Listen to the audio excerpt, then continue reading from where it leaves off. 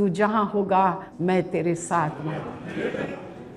यह है कलीसिया, और ऐसे लोग इकट्ठे होते हैं। ऐसे लोगों के लिए परमेश्वर एक जगह तैयार करता है। आ जाओ, 4 रोटी है, 1 रोटी है, एक एक टुकड़े भी हम खा लेंगे। वो इकट्ठे रहते हैं, वो प्रार्थना करते हैं। आइए, कलीसिया क्या है, प्रेरितों के काम 2 अध्याय 36 से हम पढ़ेंगे। अब इस्राएल का सारा घराना निश्चित रूप से जान ले कि परमेश्वर ने उस यीशु को जिसे तुमने क्रूस पर चढ़ाया प्रभु भी ठहराया और मसीह भी। किसने ठहराया? इस्राएल का घराना, जहां से इब्राहिम चुना गया, बुलाया गया। उत्पत्ति की पुस्तक 12 अध्याय से उसको परमेश्वर ने चुना, बुलाया, उसको कहा तू उस देश में तू जा। उस परमेश्वर ने उसको बड़े बड़े आश्चर्य काम किए जो आप लोगों के जीवन में किए हैं। तुम्ही ने उसे क्रूस पर चढ़ाया, तुम्हारे बाल बच्चों ने क्रूस पर चढ़ाया, तुम्हारा पति ने उसको क्रूस पर चढ़ाया, तुम उसको क्रूस पर चढ़ा रहे हो। जोर से पढ़ेंगे हम। अब इस्राएल का सारा घराना निश्चित रूप से जान ले कि परमेश्वर ने उसी यीशु को जिसे तुमने क्रूस पर चढ़ाया प्रभु भी ठहराया और मसीह भी। प्रभु भी ठहराया और मसीह भी। मैंने नहीं ठहराया। मैं नहीं बोलती हूँ कि यीशु को प्रभु मानो, ना ना ना ना। हमारे अंदर थोड़ी ना है प्रकाश। प्रकाश हमें मिला तो हम आपको प्रकाश दे रहे हैं। परमेश्वर ने मुझ पर अपने आप को प्रकट किया। यीशु मसीह की पहचान है, यहाँ पर यीशु मसीह की पहचान है। और इस्राएल के सारा घराना, जितने चिन्ह चमत्कार देखने वाले लोग हैं, चमत्कार को नमस्कार करने वाले लोग हैं, तुम्हारा घर, तुम्हारी दुनिया, तुम्हारे जीवन को बनाने वाला मेरा प्रभु है। तुम्हारे घर को बनाने वाला मेरा प्रभु है। तेरे बच्चे को बनाने वाला, तेरे को सड़क से उठाकर घर में बैठाने वाला मेरा परमेश्वर है। हे इस्राएल के घराने, तुम सुन लो, तुम उसी यीशु को तुमने, तुम्हारे खानदान ने क्रूस पर चढ़ाया, जिसे परमेश्वर ने मसीह और प्रभु ठहराया। ऐसे लोग इकट्ठे होते हैं। वो एक मत के होते हैं, वो एक तन के होते हैं, वो घरों में नहीं बैठते। ए लौदीकिया की कलीसिया, तू धनी हो गया है, सुख और विलास के चाहने वाले हैं, क्योंकि हमें कलीसिया का अर्थ ही नहीं पता है। सच्चाई बिक चुकी है, सच्चाई बिक चुकी है। सुख और विलास के चाहने वाले हैं कलीसियाओं में। विश्व वर्ल्ड की कलीसिया है। हे इस्राएल के घरानों, तुम सुन लो, भक्ति का भेष रखना काफी नहीं है। शक्ति को पहचानो। सदा सीखने वाले मत बनो, पर सत्य की पहचान में बढ़ो। अगर ऐसे लोग कलीसिया में नहीं है, चाहे वो कितने भी पुराने हो, कितने भी धनवान हो, मुझे फर्क नहीं पड़ता। तुम्हारे बल से कलीसिया नहीं चलती। तुम नहीं आते हो तो क्या कलीसिया गंदी पड़ी रहती है? तुम्हें हाथ ही नहीं दिया खुदा ने सेवा के लिए, तुम्हें पैर ही नहीं दिया खुदा ने दौड़ने के लिए, तुम्हें मुंह ही नहीं दिया उसका गुणगान करने के लिए, खुदा ने तुम्हें आंखें ही नहीं दी है देखने के लिए। हे इस्राएल के घरानों, सुन लो, जिसे परमेश्वर ने प्रभु और मसीह ठहराया, तुमने उसे क्रूस पर चढ़ाया। तुम रात पर दिन यीशु मसीह को अपने चाल चलन के द्वारा, अपनी बोली के द्वारा क्रूस पर चढ़ाते हो। इसलिए लौदीकिया की कलीसिया को परमेश्वर ने कहा, मन फिरा, चेत कर, मन फिरा, नहीं तो तू अधोलोक में उतारा जाएगा। शारीरिक उम्र की कोई वो नहीं है, आत्मिक उम्र है। आत्मिक उम्र है, आत्मिक उम्र। शारीरिक संतानें पैदा कर लिए, परंतु आत्मिक संतानों को पैदा करने के लिए आपके पास शक्ति ही नहीं है।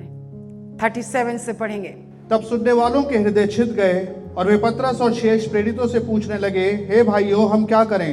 पतरस ने उनसे कहा, मन फिराओ और तुम में से हर एक अपने अपने पापों की क्षमा के लिए यीशु मसीह के नाम से बपतिस्मा ले, तो तुम पवित्र आत्मा का दान पाओगे। पवित्र आत्मा का दान पाने के लिए क्या करना है? मन फिराना है। अपने अपने पापों से तुम्हारा बपतिस्मा गलत है। तुमने होड़ में बपतिस्मा लिया, भावुकता में बपतिस्मा लिया, इसलिए तुम्हारे ऊपर पवित्र आत्मा का दान बोलने से भेंट तुमको मिला ही नहीं है। आगे, क्योंकि ये प्रतिज्ञा तुम और तुम्हारी संतानों और उन सब दूर दूर के ये लोगों के लिए प्रतिज्ञा भी है। किन के लिए है? जो वचन को सुनकर जिनके हृदय छिदते हैं। आपने देखा क्रूस हमारे लिए।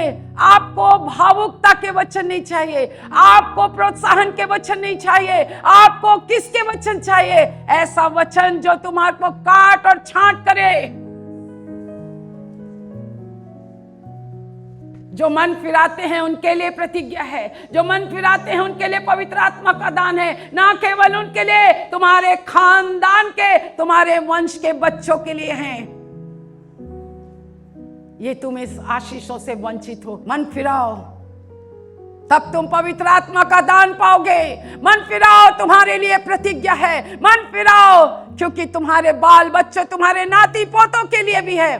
क्या ये आशीष आपके पास है? क्या आपके नाती पोते ऐसे हैं? क्या आपके बच्चे ऐसे हैं? किस बात का गुरूर है? किस बात का घमंड है? तू कहता तो है मैं धनी हो गया, तू कहता तो है मुझे किसी बात की घटी नहीं है, परंतु तू सुन, मेरी दृष्टि में तू अभागा है, तू नीच है, तू तुच्छ है, तू नंगा है। ऐसा कर कि आंखों को खोलने के लिए ये काजल ले ले, ये पवित्र आत्मा ले ले। पवित्र आत्मा तुझे बताएगा। पढ़ेंगे हम, क्योंकि ये प्रतिज्ञा तुम और तुम्हारी संतानों और उन सब दूर दूर के लोगों के लिए भी है, हाँ? जिनको प्रभु हमारा परमेश्वर अपने पास बुलाएगा। जिन्हें हमारा प्रभु अपने पास बुलाएगा। इसलिए आपको चिंता करने की जरूरत नहीं है। जाइए वहां पर। ये प्रतिज्ञा आपके पास होनी चाहिए। आपका बपतिस्मा सही हो, आप सही रीति से मन फिराओ, आप वहां पर जाइए। खाली चेहरों को प्रचार करें। ऐसे लोगों के आने से भी क्या फायदा जो निरादर करते हैं, ठट्ठों में उड़ाते हैं। ठट्ठा करने वालों से घर भरना नहीं चाहिए। खुदा की इबादत करने वाले लोग, भक्ति का रूप नहीं चाहिए हमें शक्ति चाहिए। हमें सत्य को सीखना है, सत्य की पहचान में आगे। उसने बहुत और बातों से भी गवाही दे देकर समझाया कि अपने आप को इस टेढ़ी जाति से बचाओ। टेढ़ी जाति से बचाओ। अभी इसका संदेश अलग है। टेढ़े लोगों से बचाओ। टेढ़े लोगों से बचाना। अतः जिन्होंने उसका वचन ग्रहण बोलो, किया। अतः जिन्होंने वचन ग्रहण किया। वचन मतलब यीशु की बातों को ग्रहण किया, यीशु की शिक्षा को ग्रहण किया, यीशु के उपदेश को ग्रहण किया, उन्होंने बप्तिस्मा लिया। यूहन्ना की बातों को ग्रहण किया, उनके हृदय छिदे, उन्होंने बपतिस्मा लिया। और उसी दिन 3000 मनुष्यों के लगभग उनमें मिल गए। और वे प्रेरितों से शिक्षा पाने। नंबर 1, जो प्रेरितों से शिक्षा नहीं पाते हैं उनसे परे रहना।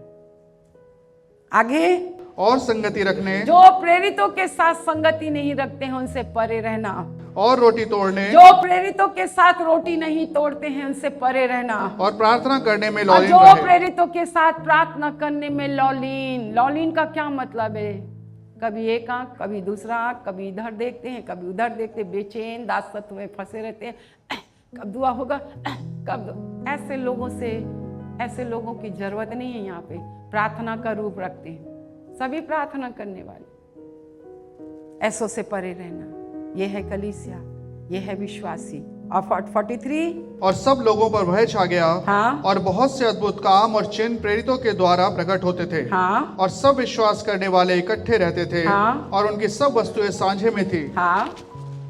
वे अपनी अपनी संपत्ति और सामान बेच कर जैसी जिसकी आवश्यकता होती थी बांट दिया करते थे। हाँ? वे प्रतिदिन एक मन होकर मंदिर में इकट्ठे होते क्या थे। होता है? विश्वासी क्या करते हैं? प्रतिदिन, चाहे वो छोटा चर्च हो, चाहे बड़ा चर्च हो, चाहे घर हो, चाहे हाउस चर्च हो, चाहे हमारा परिवार है, पति पत्नी विश्वासी है, तीसरा बेटा भी विश्वासी है, तो तीनों संगति करते हैं, रोज करते हैं, रोज एक मन होते हैं, रोज एक चित्त होते हैं। हाँ जी, आगे। वे प्रतिदिन एक मन होकर मंदिर में इकट्ठे होते थे और घर घर रोटी तोड़ते हुए आनंद और मन की सिधाई से क्या भोजन क्वालिटी है विश्वासियों की? एक मन होकर मंदिर में इकट्ठे होते थे, घर घर रोटी तोड़ते हैं, आनंद से करते हैं। तुम्हारे चेहरे को देखा तो मुर्दा भी मर जाए और दूसरे बार भी मर जाए।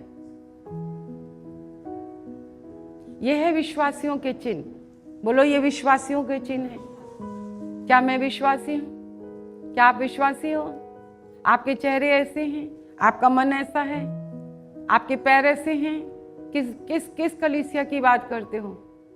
ये क्वालिटी है एक विश्वासियों की संगति। तुम तो विश्वासी भी नहीं हो, तुम्हारे अंदर तो विश्वास भी नहीं है, तुम्हारे अंदर तो विश्वासों के चिन्ह भी नहीं है। तुम तो है इस्राएल के घरानों, मेरे परमेश्वर के चिन्ह और चमत्कार को देखने वाले लोगों, तुमने मेरे यीशु को क्रूस पर चढ़ाया है। एक दिन याद रखना, मेरा यीशु आएगा, वो जरूर आएगा, बहुत जल्दी आएगा। हम विनती करते हैं इस तेल और जल के लिए, यीशु के नाम से यीशु का लहू बन जाए, यीशु के नाम से यीशु का लहू बन जाए, यीशु के नाम से यीशु का लहू बन जाए। और जब वो लोग पिए तो सचमुच में वो चंगे हो जाए, वो चंगे हो जाए। हमारे परमेश्वर पिता का प्रेम, प्रभु यीशु मसीह का अनुग्रह और पवित्र आत्मा की सहभागिता जब तक यीशु बात न आए हम सबों के ऊपर होती रहे। और एक साथ कहें आमीन।